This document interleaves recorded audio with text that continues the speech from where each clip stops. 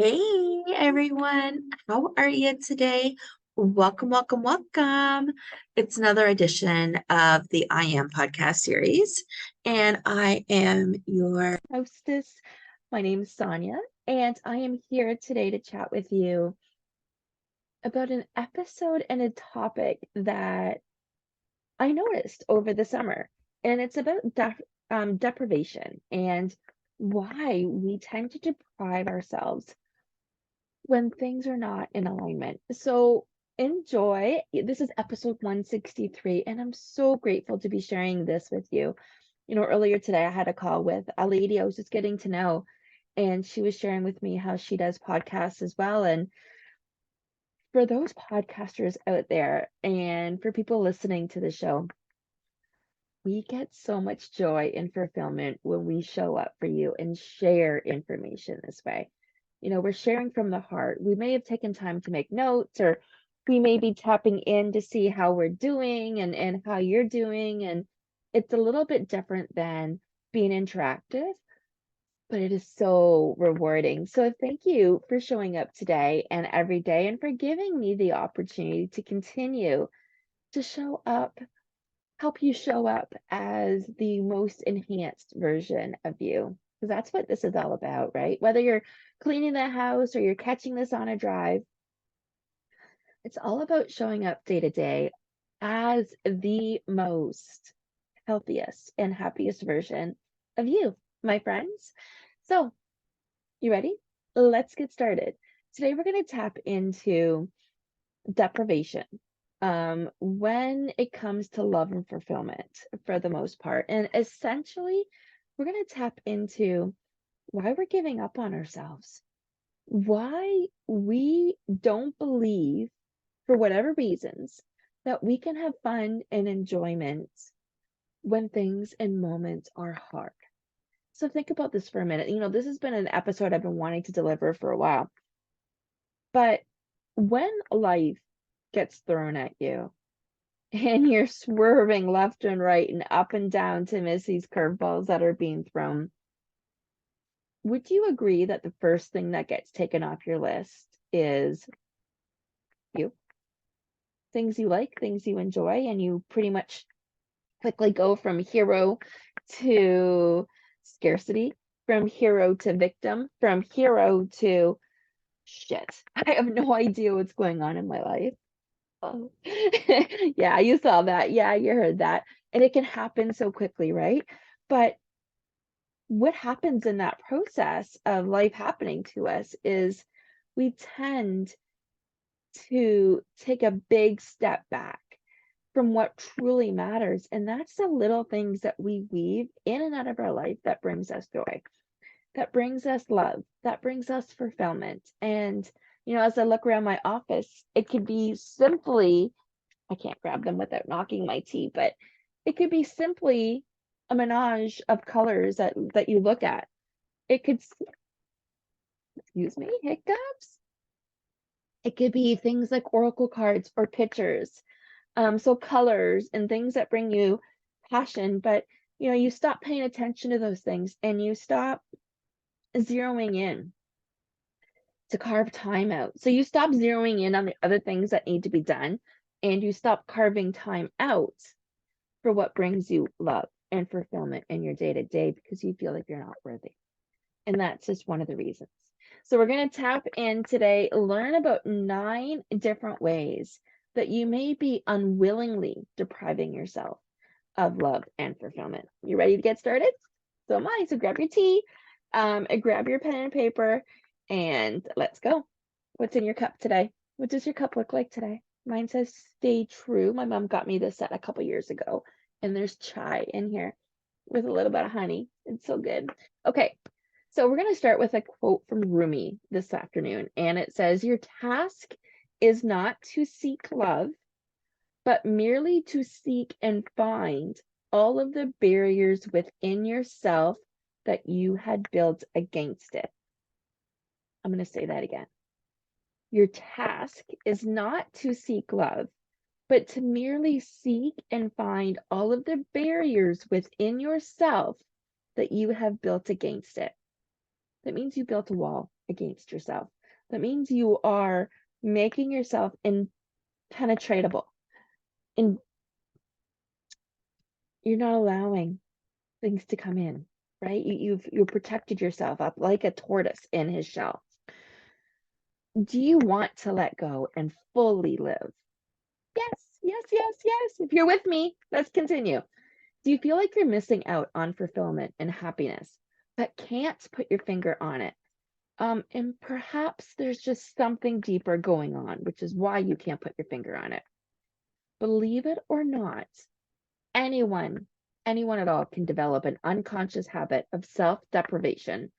And usually this happens and this begins as early as childhood. Let's go to the basics here. The meaning of self-deprivate. Let's try it again. The meaning of self-deprivation is voluntary denial of oneself from possessing, using, consuming, or enjoying something desired. Think about that. The meaning of self-deprivation is voluntarily denial of oneself from possessing, using, consuming, or enjoying something desired. So at the very beginning, right when we just got started, I talked about how yummy my chai is. And that would be if I decided not to let myself have it because I liked it, that would be deprivation. So in some cases, it could be listening to your favorite song, it could be eating your favorite foods. The list goes on and on. It could be speaking your truth. We don't know this yet, so stay tuned. Have you ever felt trapped in that never-ending cycle of denying yourself joy and fulfillment? Maybe you work long hours at a job, or you're in a position right now where survival is the only thing you've got going on.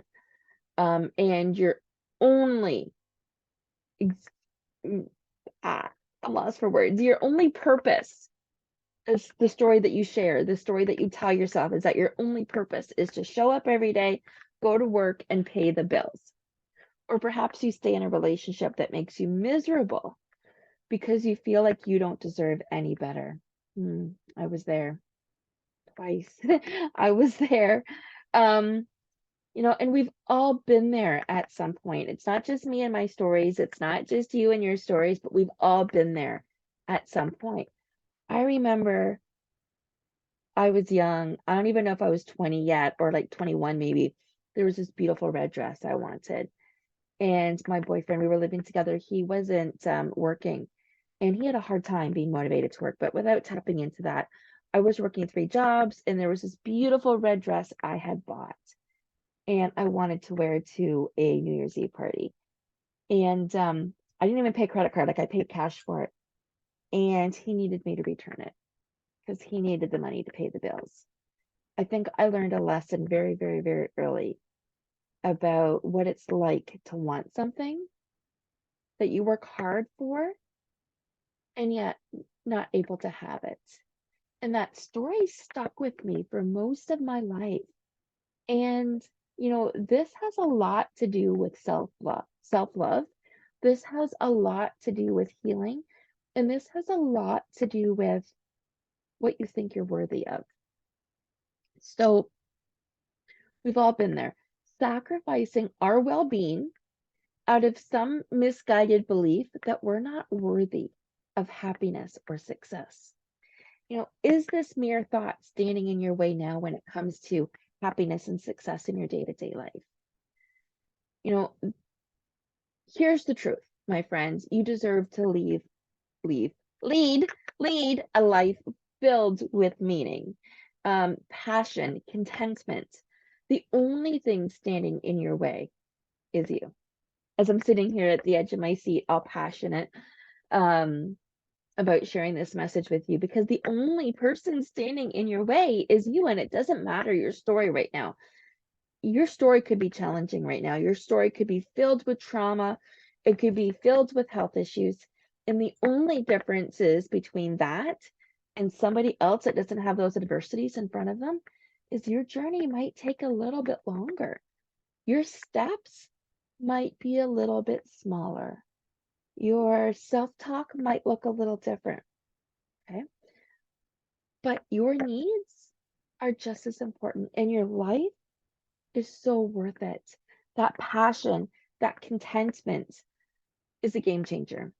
But you are the only one standing in your way of this vicious, vicious cycle of self-deprivation. You need to start to put your own needs first.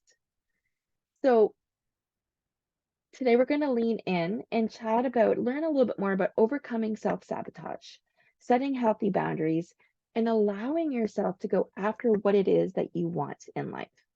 Because here's the thing, you owe it to yourself to be happy, and the journey starts now.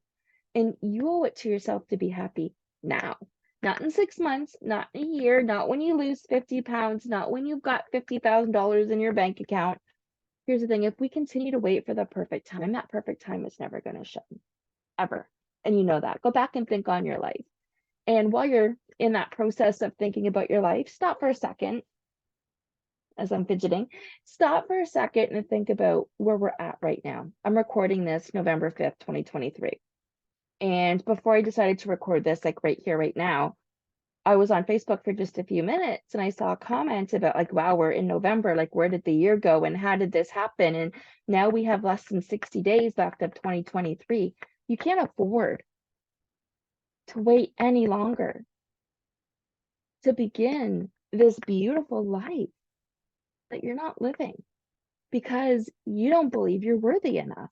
You don't believe that you can have everything that you desire, and that it starts with changing your perspective. No, we've had misguided beliefs in our lives, but we are definitely worthy of happiness, health, and success.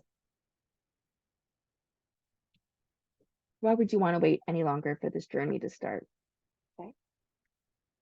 So, self-deprivation refers to the act of denying yourself things that you want or need. Many people engage in self-deprivation for a variety of reasons. And here's the thing, it starts in childhood. It starts from a very, very young age. And it really, really starts, big sigh. It starts so subconscious, at such a subconscious level, and then we tolerate it. And then we come to expect it. And then we even prefer the deprivation in some stages in some strange way because it becomes familiar. And it's critical to recognize when this is happening. So I'm going to put together, I'm going to share with you why this is happening first, so you can wrap your head around that. And then we're going to talk about, we're going to integrate why people are practicing this. So the first reason, and again, you might not even be aware of it, is low self-esteem. You don't feel like you deserve good things. So you just deprive yourself from them. You may feel unworthy of life's pleasures and comforts. So you just deny these things because they're not necessities in your life. Perfectionism. Yeah, this is a big one. The desire to achieve an unrealistic standard of excellence can fuel self-deprivation because you're not good enough. You haven't reached enough. You haven't gone high enough. You haven't done more. You feel like you haven't earned the reward or treats until you've reached some sort of magical, unobtainable goal. And I say this is a hard one because these expectations, like I said, were ingrained in us in elementary school, if not younger. So these are traumas that we've held on to our whole life. How about the fear of indulgence? This is one of them as well. Some people worry that enjoying life's pleasures will make them weak or selfish. So they stop and they avoid anything that brings them joy or comfort because they don't know how to indulge. Because the second nature has been to deprive. Habit. Yeah, this is a big one. So for some people, deprivation has become second nature. They've been practicing it for so long that they don't recognize they're engaging in this harmful behavior. So it might not seem harmful to skip on your meditation practice. It might not seem harmful to miss taking the dog for a walk or to neglect the healthy eating habits that you've been working on. But it is. You are neglecting showing up as that best version of yourself, and you deserve that. See, the consequences of self-deprivation are far reaching and can impact so many parts of your life. Your physical health might suffer. Self-care routines will be neglected, and that's where your physical health would suffer. And that will then lead to increased stress levels and a compromised immune system. Lately, if you've been following along, you've been seeing me post a lot more about healing your nervous system. And that's because so much internal damage has been done when it comes to the point that you've got a compromised immune system. A mental and emotional well-being may deteriorate because of this habit of depriving yourself from the joys of life. And then individuals themselves, as you are denying joy, fulfillment, self-expression, it's going to result in the feeling of emptiness and resentment and low self-esteem, which then makes it obvious that relationships will be affected as there's a stronger inability to set boundaries and to prioritize your personal needs amongst somebody else's is going to lead to dissatisfaction and resentment because you're simply not used to it, which is why it's a habit. So breaking free from this vicious cycle of self-deprivation requires a fundamental shift in your mindset and a commitment to self-care and self-compassion. This one hits hard for me, self-compassion. I don't realize how much of a perfectionist I am. I actually tease Tony for being more of a perfectionist because he's a Virgo. But I am. I do have very high standards, and I realize that the bar I have set for myself is probably twice as high as what I've set for anybody else. I don't really set goals for anybody else. If I'm working with my clients, different story, but it's their goals, right? So recognizing that every single person, including you, deserves happiness and fulfillment. That is the very first step. And it is essential to change the narrative, which means you need to prioritize this as a non-negotiable in your calendar. Remember, you're the CEO of your calendar, and whatever goes in that calendar is what you have agreed to. I'm going to say that again. Whatever is in your calendar is what you have agreed to. Means you have said yes. Means you are exchanging your time, your peace, your fulfillment, your happiness for whatever you have said yes to. Is it worth it? Because it's essential to change these narratives, these perceptions, and replace them with self-affirming beliefs. Now be careful here. Your beliefs cannot be so far-fetched that you don't believe them. It won't get you anywhere. You need to believe with them. This involves acknowledging your personal worth, embracing the idea of taking care of yourself enables you to take care of others more effectively. Now, this isn't new. We've heard about this over and over again in today's society, but we don't have the role models taking us through this. We're pioneering this for our future generation. We're pioneering what self-care looks like. We're pioneering what it's like to step away from self-deprivation, okay? Through this process, what we're doing is we're learning to set healthy boundaries, which is critical to breaking the cycle of self-deprivation. This means learning to say no when not appropriate and prioritizing your personal well-being without guilt. Every morning, the first thing I do is meditate. I've done 656 sits, and nothing gets in the way of me doing my morning meditation. Now, if I can add a few more things to that next, I'll be on fire and I'll feel really good. I float throughout the day and intertwine them in depending on how I'm feeling, but I could switch that up. The point is, I am the CEO of my calendar. I can switch things up and prioritize my self-care, or I can continue to weave it in my day. It's a Sunday. Who cares if I do yoga at 4 o'clock on a Sunday? It works for me. Okay. It's still my self-care, which focusing on your self-care is understanding that self-care is not selfish, but a necessary component of living a fulfilling life.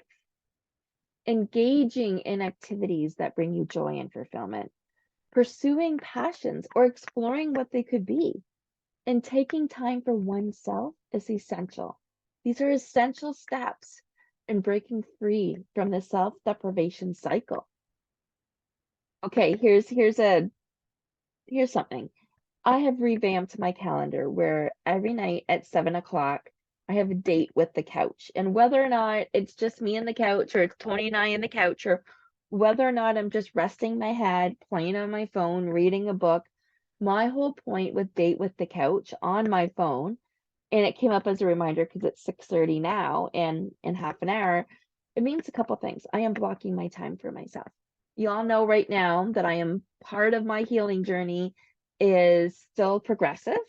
I've been on this journey since May of 2023, and now we're in November of 2023. So taking that time to rest my head and to take care of myself every single night has become a non-negotiable from my day. It doesn't matter what I've done that day. This is me prioritizing my needs. And when you prioritize your needs, you can start to break free of that vicious cycle that your life is filled with right now. And then you can change things around and create a life that you want, filled with so much. And when you start to put those boundaries into place, you are what you're doing is you're actually challenging your negative thoughts about yourself. You're letting yourself know that you're worth it, that you're worthy. You are participating in self-care now, which comes with self-love. You know, it's a combination of doing small things each day that bring you happiness. And happiness could be listening to a podcast. Happiness could be reading a book. It could be cleaning your house and listening to a podcast. It doesn't matter what it is. Part of that is learning to accept yourself and accepting yourself as you are instead of who you think you should be. When you do that, because you deserve to lead a life of joy and fulfillment, surrounded by people who you love, that's what's going to happen when you decide to learn to love yourself. You see, if you go out there right now and claim it and go after this life that includes love and joy and no more self-deprivation. I know the first thing I like to do when life gets crazy is drop the things that matter to me. Never, ever, ever again will I ever return a dress. Will I ever Okay, let's go for another example. For the first 3 or 4 years of us dating and living together, I typically ate a smaller version of the hiccups, the standard breakfast that Tony made every weekend: bacon, eggs, the drill, toast, hash browns. And I kept on saying, this is my calorie content for the day. So I've finally, after all of these years, I switched it up. And this is one example. How easy is it to say yes and people please, but knowing I could barely eat any of it if I wanted to stay in alignment with my other goals, my health goals. So now I've changed that. I like this morning was overnight oats, or sometimes it's an omelet. Sometimes it is a protein shake. Sometimes I'll make these super healthy pancakes or hard-boiled eggs. It doesn't really matter. My whole point is, for so many years, I just went with the flow. I didn't claim my life. I wasn't surrounding myself with what really mattered to me, right? It was just easier for me to say yes. So are we showing up and accepting ourselves as the person that we are instead of the person we think that we should be? See, there's a consequence to self-deprivation. And the consequences are as far-reaching as you can imagine, and they impact so many areas of our life. We talked about the fact that your physical health may suffer as your self-care routines are neglected, which then lead to increased stress and an impacted immune system.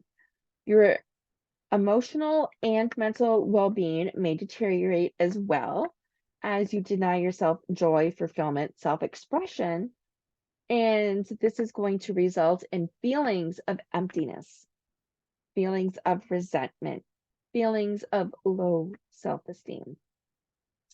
Relationships will be affected. If I wasn't with such an amazing, supportive guy, he might wonder why I was always saying yes to these things that I wasn't enjoying at that time. I just enjoyed the whole ambiance of sitting there together.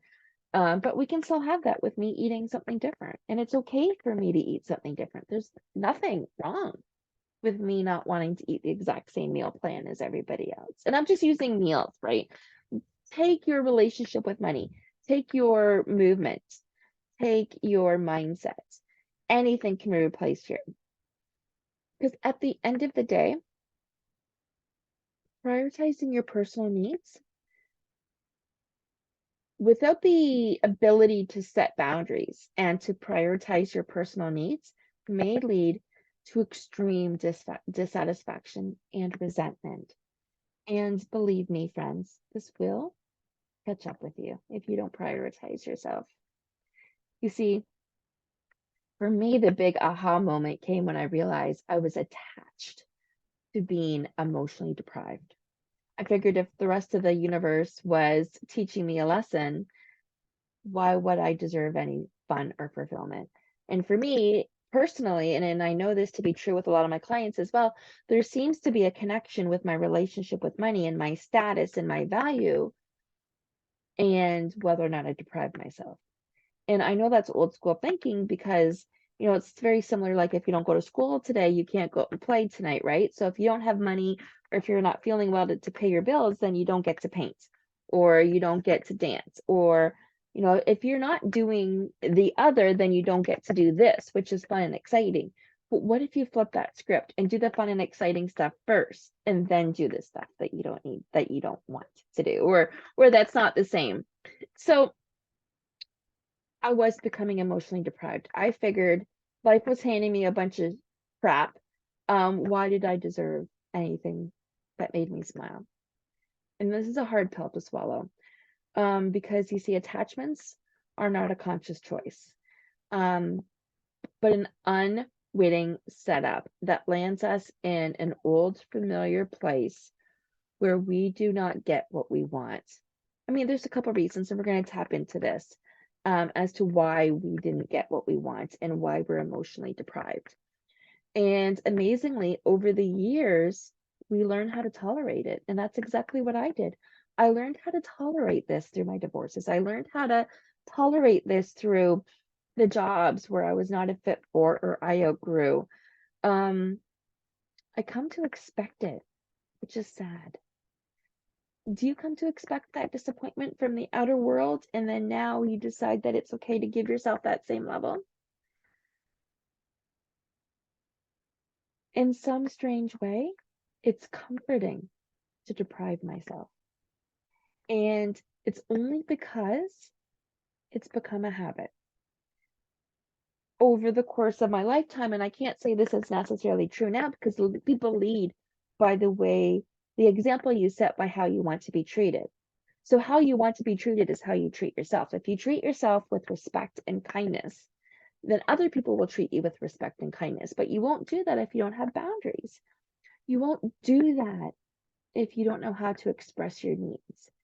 So then you are unexpectedly setting yourself up for deprivation and you are setting yourself up to be unfulfilled.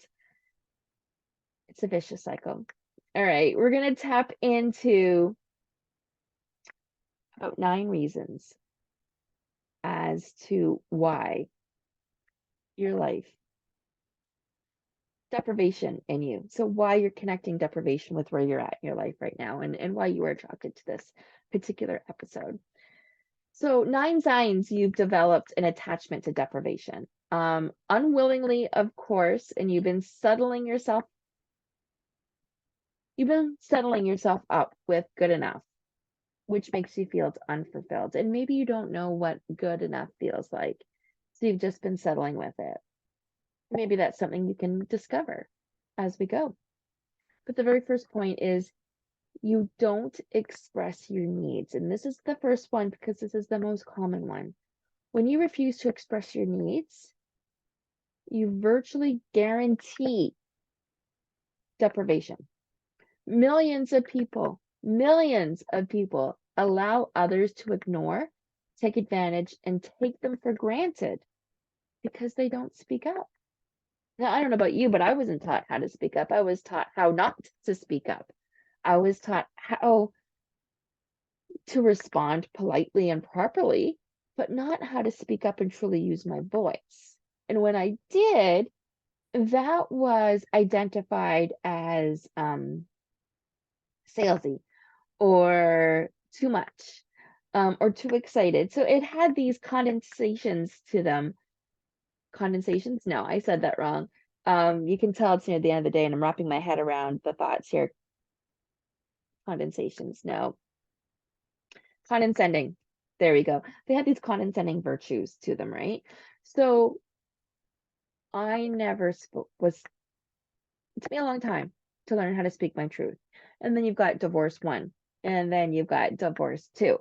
And then you're so busy raising a family and finding your place in the work world that, of course, you just kind of forget to express your needs because, as far as you're concerned, you're further and further on that list. You don't even know who you are. How can you speak your truth? How can you speak your needs when you don't know who you are? We're going to allow ourselves grace, but we're going to change this story. Point number two. Again, very easy for the moms and dads listening to this, the grandparents, anybody that's a giver versus a taker. You are overly focused on the needs of others. When you focus solely on the needs of others at the expense of your own, is actually a disservice for yourself and others. And it typically leads to resentment and emotional martyrdom. We know that being a martyr is never good. It's never ever good. And yet, can you imagine falling apart at the seams in here emotionally because you put everybody else first? And this goes aligned with filling your own cup first, right? We all know what that's like now in today's society. This is where the crash and burn, the balancing your bandwidth. This is where all of these other issues are stemming from. How about this one, point number three? You feel guilty when you do something for yourself, whether it's buying yourself flowers or new clothes or spending the day doing things that you love, from painting to yoga to reading. I'm trying to think of what else I did today. I did a few things. I journaled. So there was a point in my life where I would never do any of these things, let alone in front of people, let alone carving them into my day the way I did. So the guilt or selfish feelings that you're feeling when you meet your own needs is a sign that you don't believe that you deserve to have your needs met. As if we were wrong. We're not wrong. You deserve, just like everybody else, you deserve to have your needs met. Point number four here. How well do you take compliments? Can you take a compliment? Not accepting compliments gracefully, inside and out, is a way to deflect them, depriving yourself of the need to be appreciated. Something to think about, my friends. And it can be as simple as you look beautiful today, or I had a compliment, which I took as a compliment earlier today. It was my unsinkableness that came up in a conversation. And for me, that was a huge compliment. When people make a comment about my energy, or my eyes, or my personality, or my youth, these are all compliments, things I believe in and I agree with. But what if you don't believe in them? What if you don't agree with them? Are you then going to deprive yourself from the beautiful opinion of somebody else for a quality that you might not yet see? Sit on that. See what happens. Walk it out. See what happens. You are attracted to emotionally unavailable or self-centered people. This is point number 5. Now, that's a sure way not to get your needs met. I'm laughing because it's like, oh, if I knew this stuff when I was 20, right? But I get to know it now at 50. A sure way not to get your needs met is to attract emotionally unavailable people or narcissistic people into your life. And remember, when we're young, we don't know what you don't know. As much as I hate that sentence, it's perfectly fitting here. It's perfectly fitting when you're on a brand new journey. It's perfectly fitting when you are 20 years old and you fall in love or you get married at 24 and you don't know the person as if you would after 5 or 6 years. And it's just an example, right? You find out the hard way what narcissism means. And when this happens so early in your life, and in relatively early 20s is pretty early, when you commit to these kinds of people, you're setting yourself up for a lifetime of emotional deprivation. So anybody that's a rescuer, anybody that is likes to help but doesn't know how to set those boundaries, and this could be parents helping their kids. I'm not talking about financial or emotional support when they're going through a crisis. I am talking about, oh my gosh, I am talking specifically about, self-centered people that don't let you finish your sentence, and it's not because of excitement or ping-ponging a conversation. It's only just about them. Um, when you commit to the types of people like narcissistic people or rescuers that are always looking for people that need help, you're not putting yourself first. You probably don't even know how. I can tell you so many people in their mid 50s that have no clue how to put themselves first. They just haven't experienced it because their whole life has been given to others. All right, point number 6. You expect disappointment. It's expected. Expecting disappointment keeps fulfillment at a distance. Going into situations anticipating disappointment becomes a self-fulfilling prophecy. Again, I know so many people that do this with their work hat on. They go to apply for jobs. They're looking for somebody else to believe in them because they don't believe in themselves. But yet, and yes, I chose those words explicitly, but yet, they know as soon as they're hired, they might make their probation period, things might be rosy, but they know they're not a forever fit. They know something's going to happen, the other shoe's going to drop. They know this. And this is the disappointments that we're talking about here. It could be relationships, it could be work, it could be your environment. The point is, if you constantly expect disappointment, it becomes a self-fulfilling prophecy, and then you're going to get it. And this is where deprivation comes from, or is a part of. You don't know what you want, and you cannot define your purpose in life. So this is point number 7 as to the signs where you may have developed an attachment to deprivation. Unwillingly setting yourself up to feel unfulfilled. So this is point number 7. You don't know what you want, or you cannot define your purpose in life. This one, again, is so common. People usually don't think of it this way, but not knowing what you want or even trying to figure it out is a way of avoiding your purpose. Living with a sense of purpose is a huge need that brings meaning and fulfillment. There's a lady I know who had this, like me, she had this big dream of a cottage. And I was speaking with her recently about her goals, and she's like, I don't have any. She's afraid to dream. This point right here, point number 7. She was afraid to dream because taking the time and the action and the hard work, she was afraid it was going to lead to disappointment, or maybe it was taking longer than she had anticipated. Um, so people usually don't think of it this way, but not knowing what you want or even trying to figure it out is a way to avoid your purpose. Living with a sense of purpose is a huge need. We need this. We need this for meaning and fulfillment, for showing up each day. Without that sense of purpose, think about where you were at when you were going through COVID. Did you go to work every day, or was it shifted? And if it was shifted, did you still have a sense of purpose? A lot of people didn't have a sense of purpose during that period in time. All right, point number 8. You shy away from intimacy. When you avoid close relationships or shy away from deeper connections with people, you miss out on the fundamental contribution to happiness and fulfillment because they come with being together and being close and trusting and being open. That's the key. All right. Point number 9. You cannot enjoy the moment. You can't live in the moment. You can't wiggle your toes. I mean, you can wiggle your toes, but you can't really wiggle your toes, if you know what I mean. You're always thinking about something else. Letting go and having fun in the here and now is an important way to experience fulfillment and reducing stress. It is a huge need.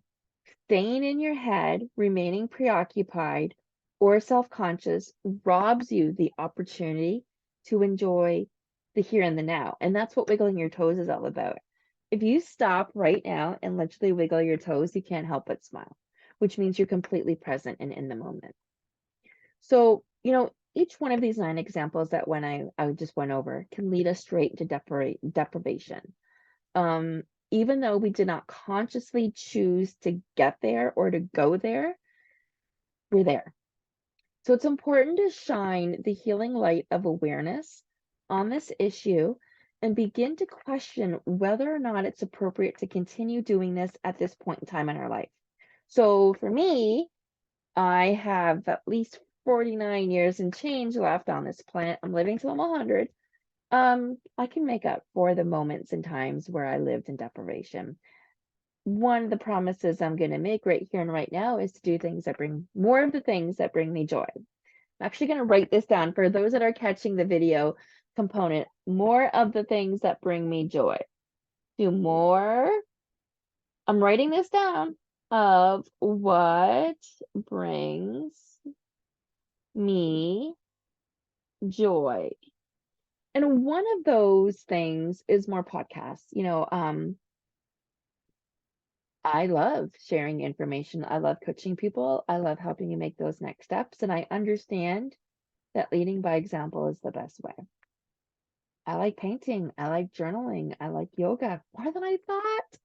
5 years ago, yoga wasn't my thing. Now I do it 3 or 4 times a week. So these things bring me joy at the same time as they're healing my nervous system. Okay. More podcasts for sure. It used to be, I remember before I met Tony, when I was on the dating scene, I would have a hard time filling out my hobbies and my passions because the 2 things I like to do was work and working out. I am proud to say that has changed completely. Not only am I a podcaster, not only am I an author, not only am I an NLP life coach, but I'm a game changer. I'm a dream catcher. And these words didn't exist in this vocabulary of mine then. What words do you want to be in your vocabulary right now? I don't want to be depriving myself as I'm going through my homework and setting myself up for today's particular episode. I was realizing what areas of my life I was depriving myself and what could be different. And normally, and I'm going to be there, I'm going to go there when shit hits the fan. I let myself go. I deserve so much better than that. And so do you. And the difference is I'm more aware of it because I am in the business. Okay. So where was I? Yes, you want to decide as to whether or not this is the time or if you want to keep on going as is, the way you were going every single day. Was that working for you? Maybe it was, maybe it wasn't. Maybe you're feeling good, maybe you're feeling not so good. When was the last time you tapped in to your mind, body, and soul and seen what's working? Your body will tell you. Your body will communicate with you. And you know whether or not you're happy, joyful, or fulfilled based on how you feel. So check in with yourself, write it down. Come back, check in with yourself tomorrow, write it down. Check in on those check in Fridays where I ask how your week goes, meals, movement, mindset, your relationship with money, whatever it takes to move that needle. And remember to look back only as far enough to see how far you've come, not to dwell on the past. You see, my self deprivation journey is still, I've changed. This is a major lesson that I had to grow through this year. But to act too tough to accept the help and love, which is much softer these days. So I used to not accept help and love to the degree that I've had no choice but to accept it this year. It's one of my lessons. So I am a lot more softer in terms of what I'm willing to receive, which is everything. I've been working on it. It's the process. You're not going to go from victim to hero overnight. You're going to practice this process like a yoga practice. I have discovered a whole new world of support that shows up in different shapes and sizes, from information to podcasts to people. People who are willing to love and be loved, to support and be supported. So this new world has always been available. It was just hidden behind my particular attachment and what I was willing to see or not see. So, my friends, look for the signs of deprivation in your life. And what areas of deprivation are you most attached to?